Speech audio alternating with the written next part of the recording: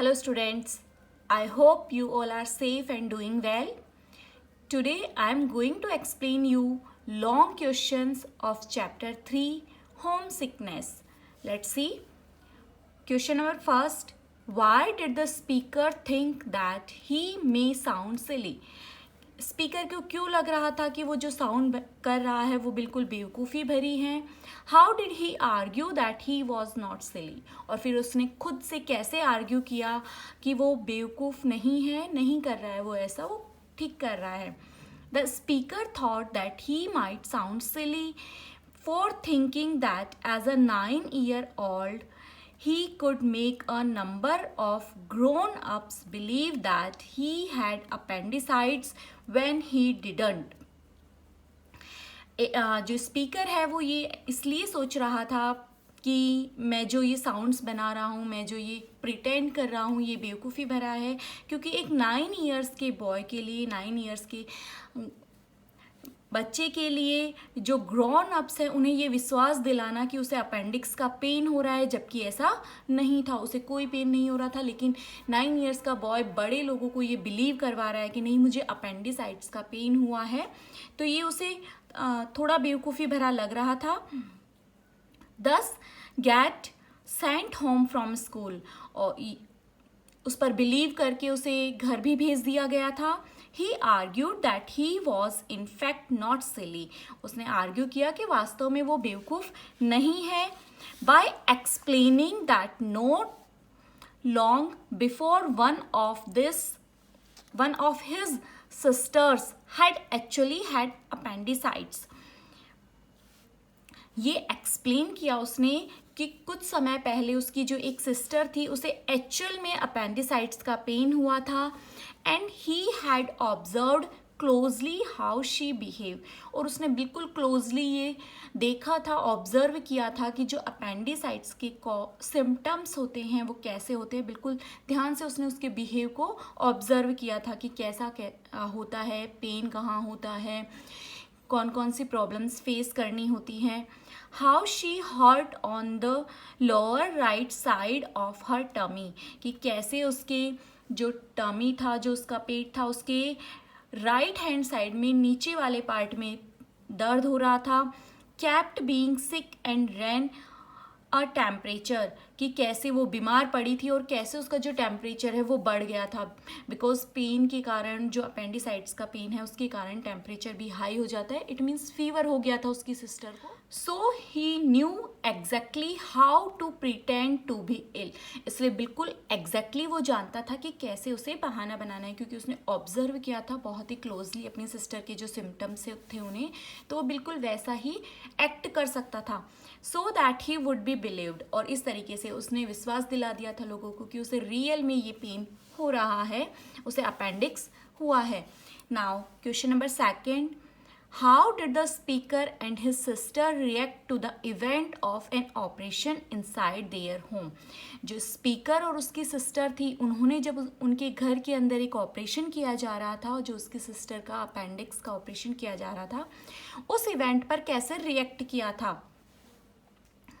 The speaker and his sister were very excited about the event of an operation inside their home. Speaker और जो उसकी बहनें थी वो बहुत ज़्यादा एक्साइटेड थी ये सोचकर कि उनके घर के अंदर एक ऑपरेशन होने वाला है. They lurked in the corridor outside the nursery while the operation was going on. जब ऑपरेशन चल रहा था तो वो नर्सरी का जो कॉरिडोर था उसमें, लर्क्ड का मीनिंग होता है हाइड, छुपकर देख रहे थे. They stood fascinated, it means interested, वो बहुत ही इंटरेस्टेड होकर ये सारा इंसिडेंट देख रहे थे. Outside the nursery door, nursery door के बाहर. Listening to the soft murmur that could be heard from inside, और वो नर्सरी के डोर से ये के बाहर खड़े होकर ये देख रहे थे जो अंदर से आवाज़ें आ रही थी, धीरे धीरे जो बोलने की आवाज़ें आ रही थी, सॉफ्ट मरमर आ रही थी, उसे सुन रहे थे. That could be heard from inside, और उससे जो कि अंदर से सुनी जा सकती थी. जो डॉक्टर नर्स आपस में टॉकिंग कर रहे थे वो लोग राइटर और उनकी जो सिस्टर है वो गेट के बाहर खड़े होकर उन्हें ऑब्जर्व कर रहे थे, सुन रहे थे. They could smell the ether. As I told you, this is the type of gas. Gas का टाइप होता है जिसकी स्मेल बहुत ही खराब सी होती है. Through the crack under the door. और वो जो एथर की स्मेल आ रही थी उसे, वो जो एथर की स्मेल है, डोर के अंदर एक क्रैक बना हुआ था उसमें से बाहर आ रही थी, उसे भी वो स्मेल कर सकते थे. And imagine the what the patient might be looking like. और इमेज कर रहे थे कि इस समय पर ऑपरेशन टेबल के ऊपर जो पेशेंट है वो कैसा दिख रहा होगा. They are all imaging about the operation and observe all the things. Let's see question number 3. Who are the adults in the story? It means ये जो story है होम सिकनेस, इसमें adult जो persons थे वो कौन कौन थे. How did the speaker as a child feel towards them? और जो speaker है वो एक बच्चे के रूप में उनके लिए कैसा फील करता था. Why do you think he felt that way? और आपको क्या लगता है कि वो ऐसा क्यों सोचता था उन लोगों के लिए. पर हर एक पर्सन के लिए उसकी अपनी एक थिंकिंग थी, तो वो ऐसा क्यों सोचता था. Let's see. The adults in this story are the speaker's nanny. First जो एडल्ट के बारे में बात की गई थी चैप्टर में वो नैनी थी जो उसकी केयर टेकर थी. द स्कूल डॉक्टर, एक स्कूल डॉक्टर थे. The speakers mother, the doctor and Dr. Dunbar. The speaker as a child admired Nanny as being very wise and believed everything she told him. ये adults थे और जो speaker है वो एक बच्चे के रूप में नैनी की बहुत एडमायर करता था, उसकी बहुत प्रशंसा करते थे क्योंकि वो उसे बहुत बुद्धिमान मानते थे और जो भी वो उसे बताती थी, राइटर को, स्पीकर को, जो भी नैनी कहती थी वो उस पर बहुत बिलीव करते थे. This could be because she had a ready reply for every question. ऐसा इसलिए था क्योंकि वो बहुत ही रेडी रिप्लाई थी. इट मीन्स जो भी क्वेश्चन उससे पुट किया जाता था नैनी से वो तुरंत उसका आंसर देती थी.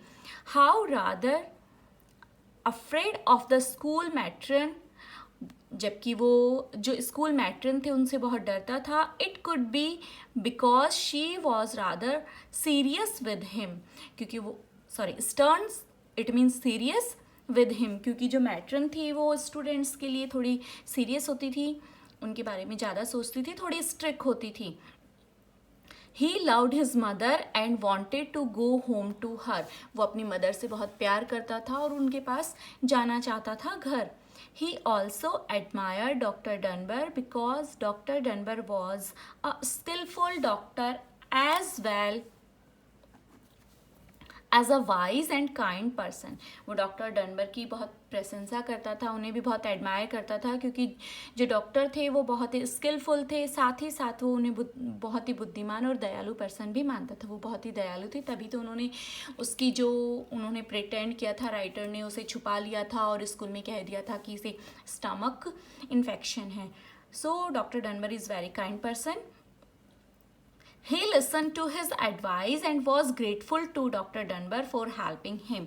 वो जो डॉक्टर डनबर एडवाइस देते थे उनको सुनता था, उनकी एडवाइस को मानता था और उनके लिए बहुत ही ग्रेटफुल था क्योंकि उन्होंने उसकी हेल्प की थी. Now let's see question number 4. Dr. Dunbar taught the speaker a lesson but he also helped him. Doctor Dunbar ने स्पीकर को एक लेसन सिखाया था लेकिन साथ ही उसकी हेल्प भी की थी. How did he do that. उन्होंने ऐसा कैसे किया था.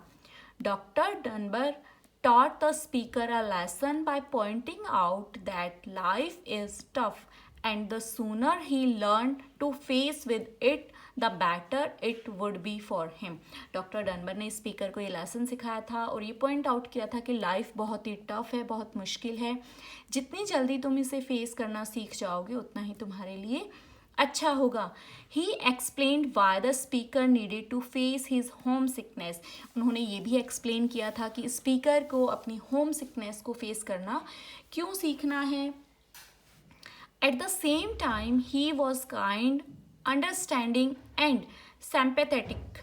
उसी समय पर जब वो ये सब एक्सप्लेन कर रहे थे, वो बहुत ही दयालु थे, बहुत ही समझदार थे और बहुत ही सहानुभूति थी उनमें स्पीकर के लिए.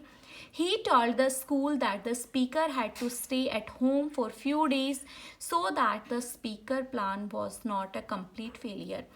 और साथ ही उन्होंने स्कूल में भी कह दिया था कि स्पीकर को कुछ समय के लिए घर रुकना होगा. उन्होंने स्कूल में इन्फॉर्म किया था कि स्पीकर को स्टमक इन्फेक्शन है, इसलिए उसे घर रुकना होगा ताकि स्पीकर का जो प्लान है वो पूरी तरह फेल ना हो, स्कूल में उसकी रियलिटी पता ना लगे.